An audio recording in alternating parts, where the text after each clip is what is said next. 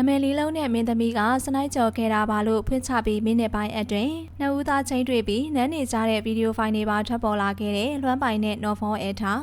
မင်္ဂလာပါပရိသတ်ကြီးရေဒီကနေ့မှာတော့အဆိုတော်ပေါ်ပြီးဆောက်စာရဲ့နာမည်တက်ပြီးပြောပိုင်ခွင့်မရှိဆိုတဲ့တချင်း MTV လေးထွက်ပေါ်လာခဲ့တာဖြစ်ပါတယ်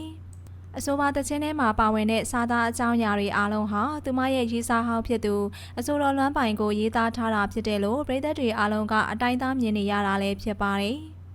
ထိုအချိန်မှာလွမ်းပိုင်ကဘီဆောက်စီကစနိုက်ကြော်ခဲ့တာဘယ်သူလဲနာမည်လေးလုံးနဲ့တက်သစ္စာမင်းသမီးဟုဆိုကမှတ်ချက်ပြုရေးသားသွားခဲ့တာပဲဖြစ်ပါတယ်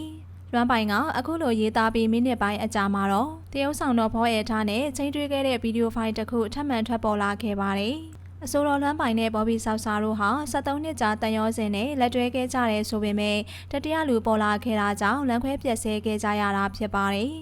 လွမ်းပိုင်ကသူ့ကိုစနိုက်ကြော်ခဲ့တာကနော်ဖောရဲထားဖြစ်တယ်လို့ပွင့်ပွင့်လင်းလင်းချပြသွားခဲ့တာဖြစ်ပြီးဗီဒီယိုဖိုင်ကလည်းပြန့်နှံ့လာခဲ့တာကြောင့်လွန်ခဲ့တဲ့2နှစ်ကျော်ကဇလန်းတွေကဘူးပေါ်တလို့ပေါ်လာခဲ့ပြန်ပါတယ်အဆိုတော်လွမ်းပိုင်ဟာ73နှစ်ကြာလက်တွဲခဲ့တဲ့ချစ်သူဖြစ်သူဘော်ဘီဆောက်စာကိုလမ်းခွဲခဲ့ပေမယ့်သူ့ကိုစနိုက်ကြော်ခဲ့သူနော်ဖောရဲထားကတော့လွမ်းပိုင်တို့ချစ်သူနှစ်ဦးပြတ်သွားခဲ့တာကသူမနဲ့မဆိုင်ပါဘူးလို့တစ်ဖက်သက်သတင်းတွေလွှင့်ပြီးတော့ဖြူစင်ပြနေတာကြောင့်လွမ်းပိုင်ကအခုလိုအဆအဆုံးဖွင့်ချသွားခဲ့တာပဲဖြစ်ပါတယ်။ရော်လီကေးလို့ရတယ်။